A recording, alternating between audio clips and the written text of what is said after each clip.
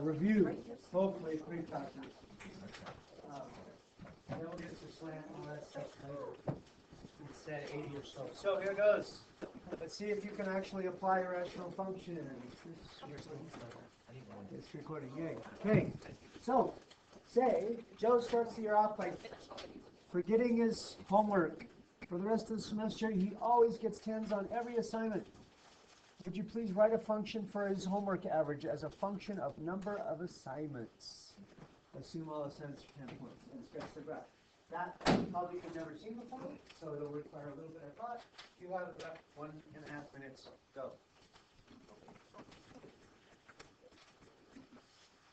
Feel free to talk over to your math and English.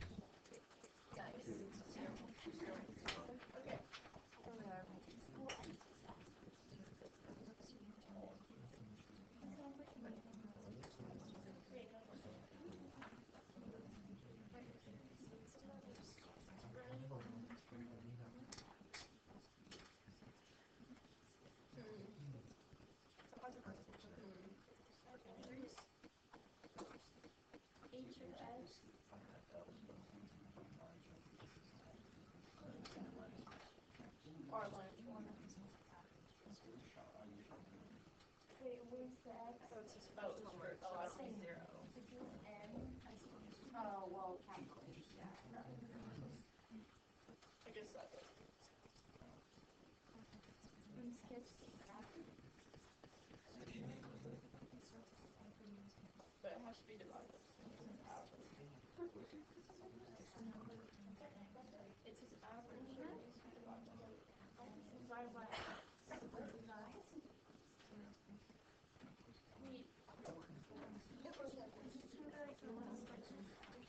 Springs on one.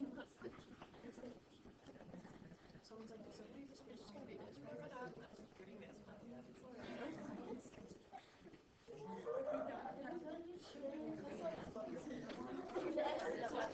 I just love it.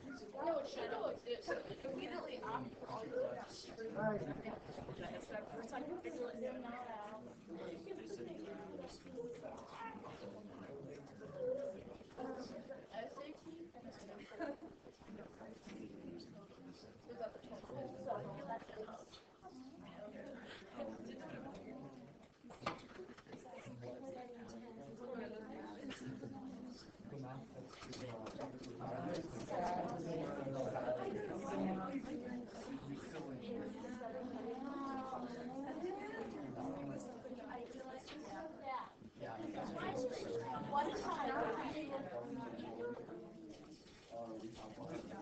Okay.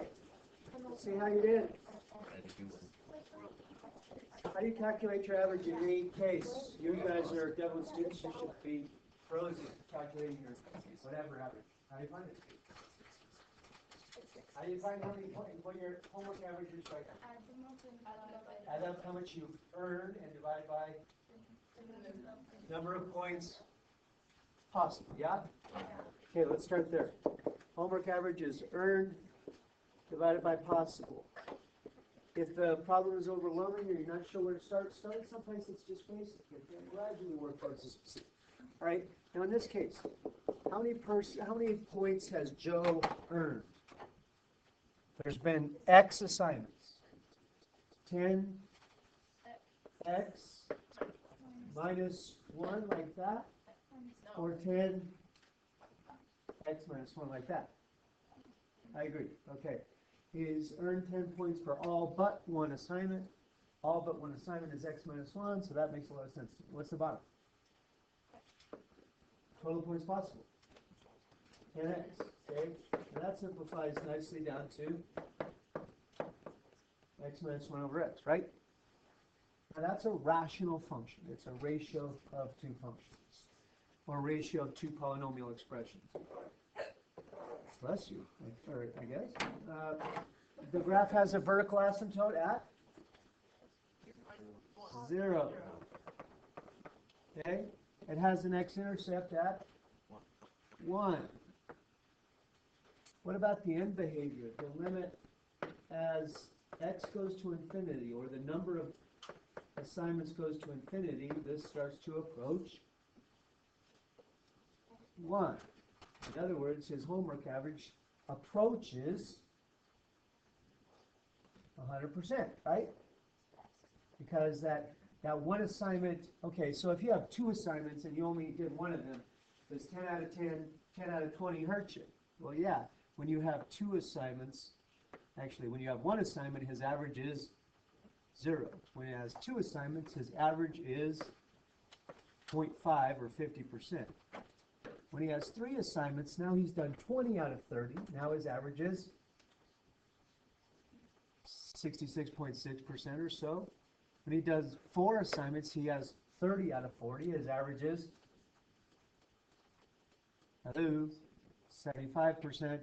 And so as you go on, it starts to approach 100%. Will it ever be 100%? No. Unless you don't. All right. So you have a horizontal asymptote. Notice that it's not a continuous function. Why not? Why is it discrete or countable for whole numbers only rather than continuous real numbers? Yeah, there's no such thing as the 1.2 at the side. That's ridiculous. Okay, it's the first assignment, the second assignment. This is called discrete math, where it's only countable for whole numbers. All right.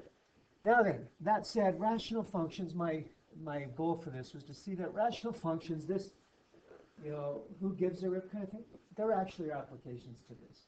Anytime there's limiting behavior, you often will use a rational function to show it.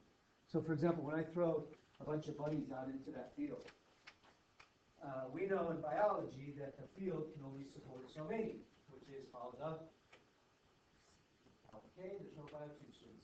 What do you call the upper limit of what the field can support? There you go, carrying capacity, okay? There's a carrying capacity to that. There's an upper limit. Then that function could be a rational function where there's an upper limit.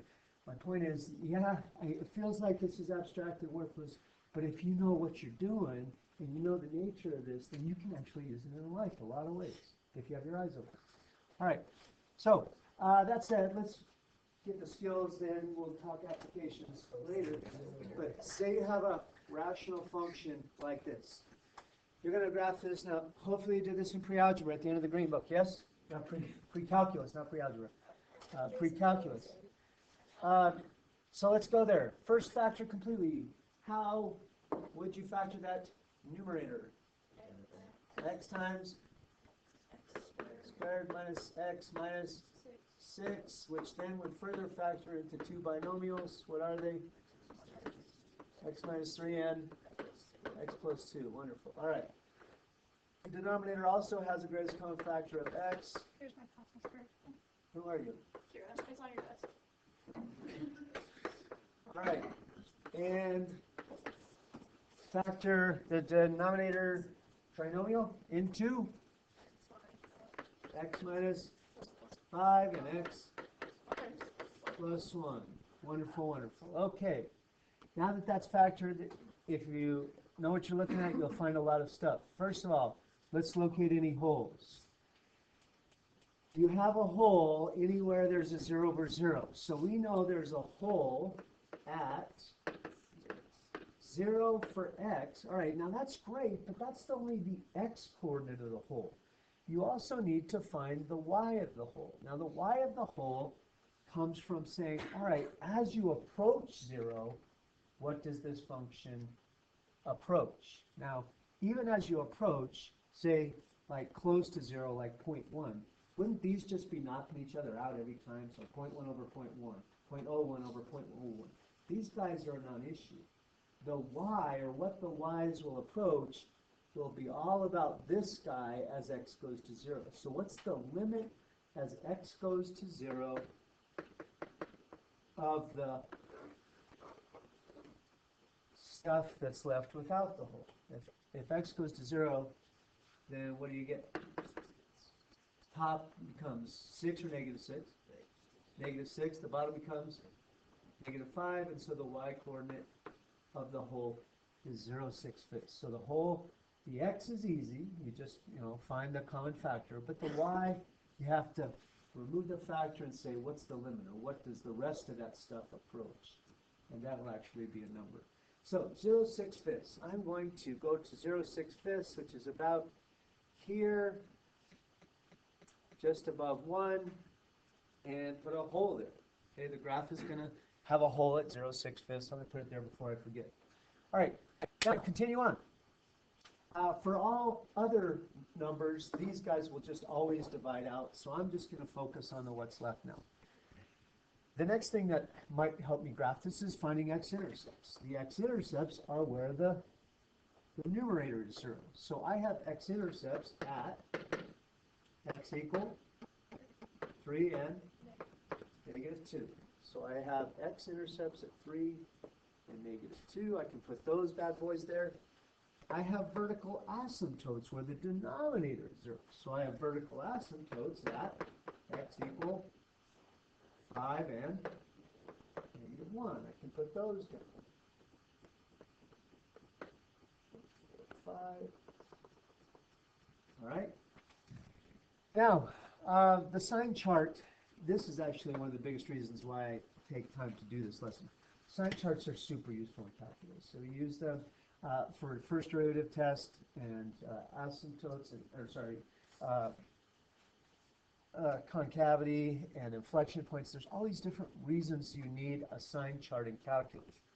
So it's worth doing and practicing. So when I say complete a sign chart, you could do this below the graph, but I gave you this line down here. Let's do a sign chart down here just to make it nice and clean. So I have these points, -2, -1, 3, and 5, as far as interesting factors where this could change signs. Those are zeros of the function, so everywhere else is therefore not zeros, and if it's not zeros, it must have a sign, right? So I want to find the signs of the function everywhere there's not a 0 or an undefined point. So say at -3, if I put -3 in as just a representative point for this region, the signs would be negative, negative, negative, negative. 4 negatives is, what's the hullabaloo out there? Okay, now jumping over -2, say -1.5. Now my signs are negative, positive, negative, negative. 3 negatives is negative. Now that actually makes sense. I just jumped over 2, so this factor changing signs, that's the only one that's going to change sign. The rest aren't going to be different now. It's just that one. So when I jump over -1, this guy's going to be the one that changes sign. The rest of those will probably behave the same. So say I did 0. Negative, positive, negative, positive. What's that all together? Positive. A number between 3 and 5, let's say 4. Positive, positive, negative, positive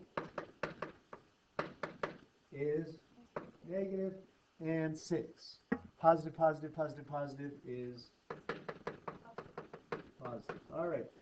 With those signs, I know if the graph is above or below the axis. Last thing I need to do, and this is where maybe it is a little different, is the end behavior. I don't know if you did this in pre-calc, but the end behavior. What will it do on the far edges? Will it go to the axis? Will it shoot up into space? Will it reach an upper floor that's not the axis? So let's take the end behavior. The limit as x goes to infinity of the function. There's equal power in top and bottom. Anywhere you look is fine. But equal power in top and bottom. We know it's about the greatest power. Well, as x gets infinitely big, these guys mean less and less, and y starts to approach 1. Which means we have a, if the limit is 1, what does that mean for a graph? It means there's a horizontal asymptote at y equal 1. So our graph is going to start to, on the outsides, again, that's end behavior, not inside behavior, end behavior. We're going to have a horizontal asymptote. Now, if we put all our stuff together, then the graph goes like this. That far left side is positive, and it needs to follow this asymptote. it actually doesn't matter if you say above or below to me, if you're, as long as you're close to the asymptote. What happens as I get to -2? I need to, do I avoid it or do I pass through it? I pass through it. That's an actual point on the curve. Darn it, this darn thing. Because after I pass -2, y starts to become negative. So if y is negative, I'm below the axis. What do I have to do then as I get closer to that asymptote? I need to turn down. Right? Vertical asymptotes cannot be crossed. Between -1 and 3, I jump back up to positive. So I'm going to be above the axis and following that asymptote. So I'm going to need to follow that vertical asymptote passing through the hole that I put, and then I need to go and hit my x-intercept.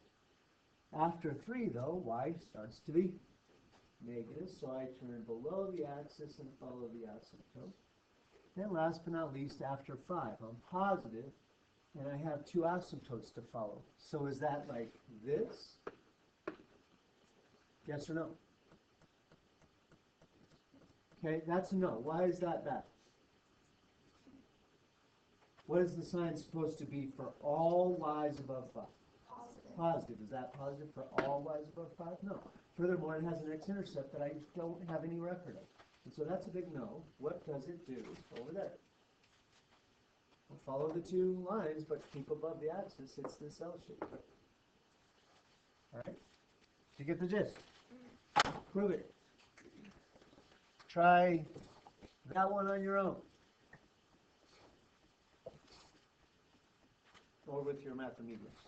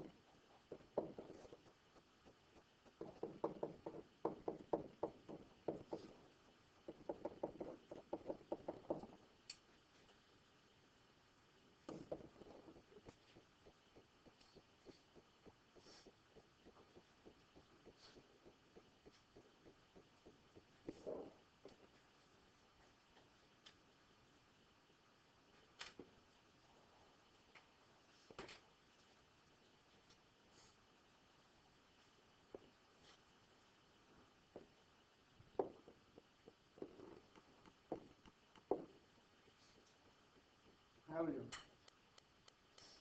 Graph looks something like that. We're not done yet. Now don't worry about how high this guy goes. That's actually a question for calculus.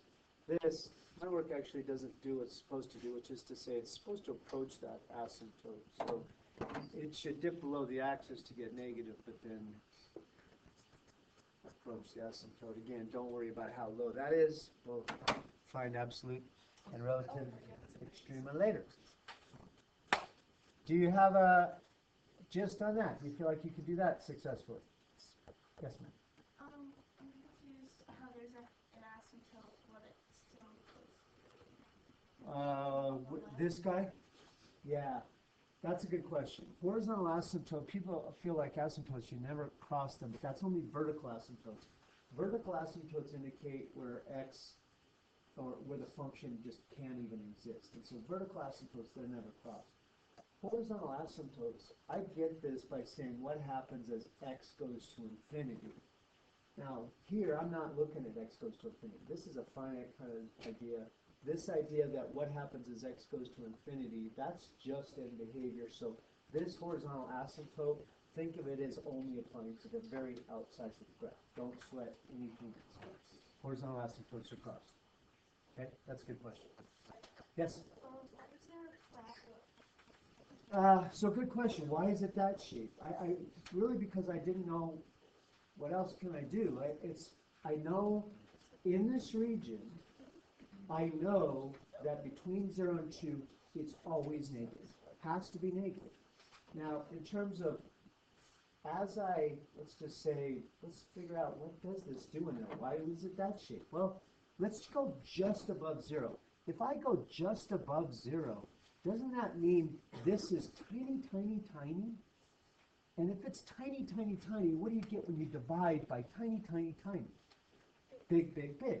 But the sign is negative, so it's got to be close to 0. It's got to be big negative. Now, as I go up there, then what should I do? Well, I cannot cross it for 2 reasons. First of all, I know I don't have a 0 in it. There is no 0 between 0 and 2. I found the zeros, they're negative 3 and 3. So I cannot blow through that asymptote. Furthermore, it's supposed to stay negative the whole time. So I definitely, again, can't go through the asymptote because I got to stay negative. So the only then thing to do is turn back down. I can't just say, oop, and stop. You have to do something, right? And then once I get to this side, that same idea of tiny, tiny, tiny comes up.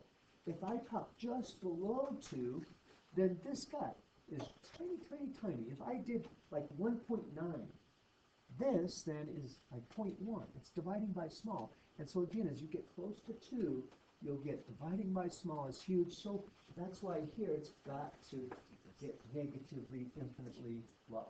Does that make sense? Okay. So it's really just, I mean, I've done a million of these, so I just kind of knew it. But that's the thought process originally. Okay. Other questions? Those are good questions. All right, one more idea that's unrelated, and that is recognizing limits as derivatives. So you're going to, on the AP test or any good calculus test, you'll get a mixture of 2 types of limit problems. Some are just normal limit problems, like you've been doing. But there are some that look like limit problems, but they're actually derivative problems. I'll give you an example.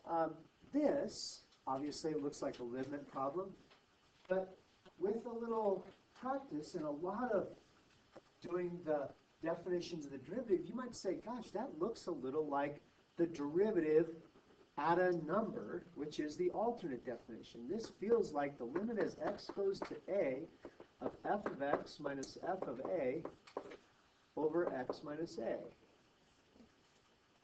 And so if that's the case, then I can say, all right, well, if it's a derivative, then maybe I could do this limit by using my derivative knowledge rather than my limit knowledge. You know, I could rationalize this and do normal limit stuff, but you might also say, well, that's definitely a derivative. What is the function at work here? Be careful. It's kind of a gotcha. Is the function, what's the function? Nowhere to look. Here's f of x right here. So f of x is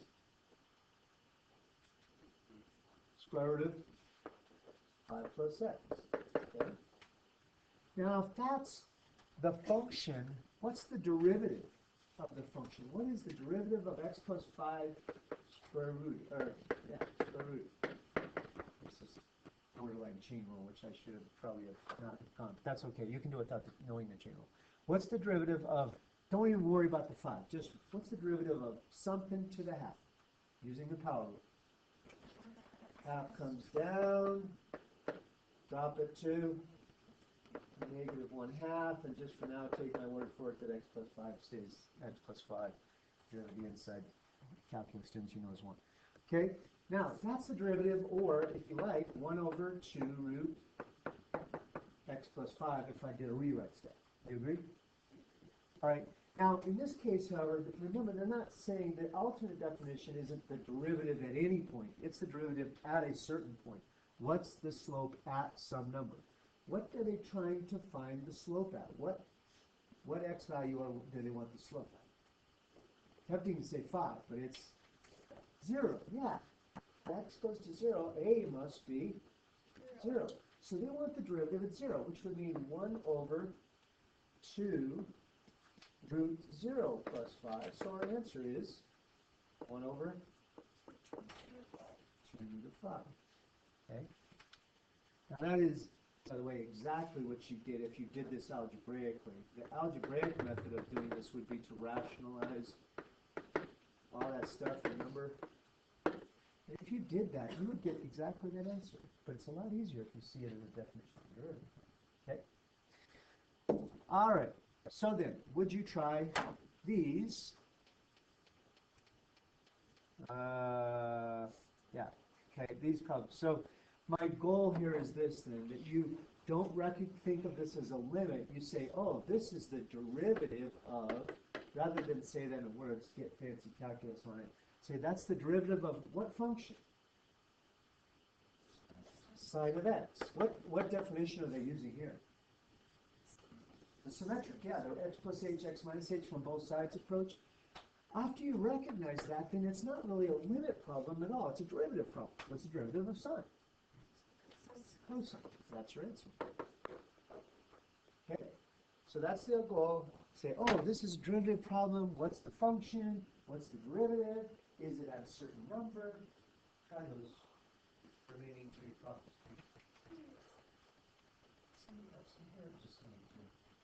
Oh, who's else?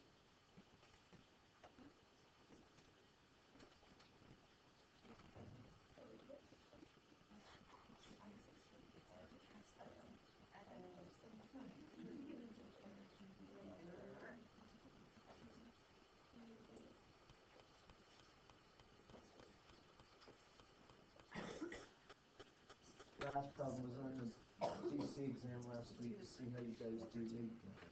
Eat those chickens.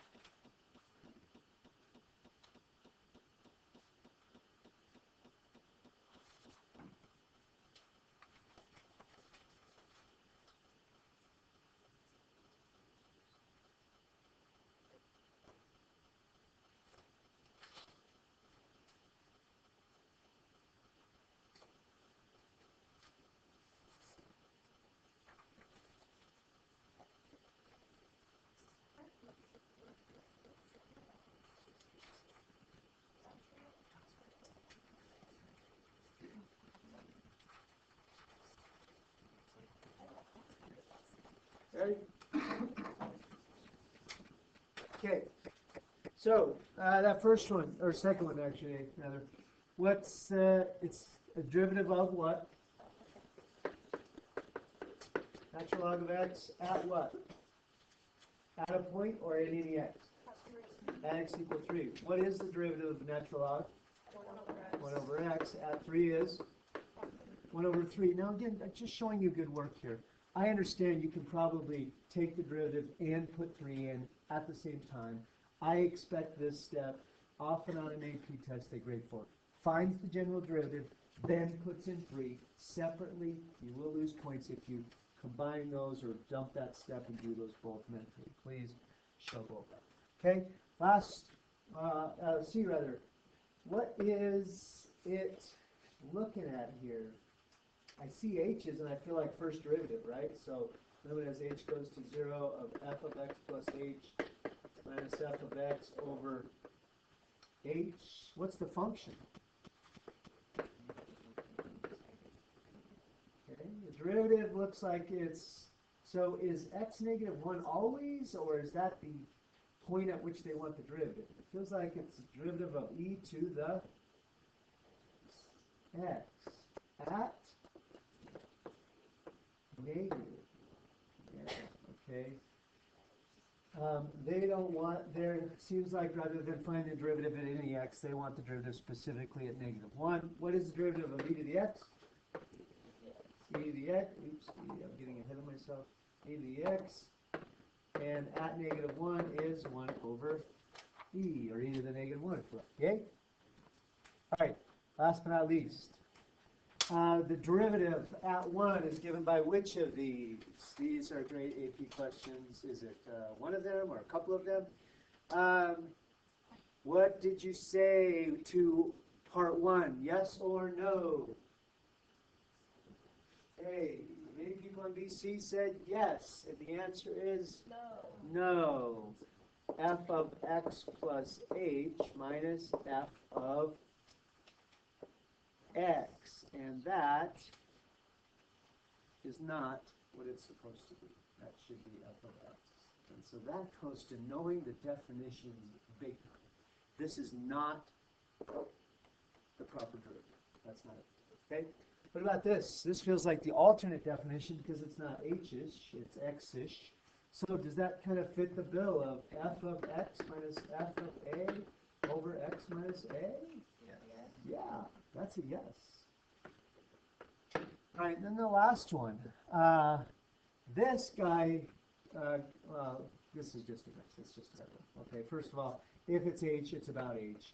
Second, there's nothing in here about one. It's just a number. Okay, it's just not even close. So 2. Only, and therefore your answer is B. How'd you do? Nailed it. Okay. Let's talk, shall we talk homework or should we talk tests really fast? I have homework. Test really fast. We got to get the test done or else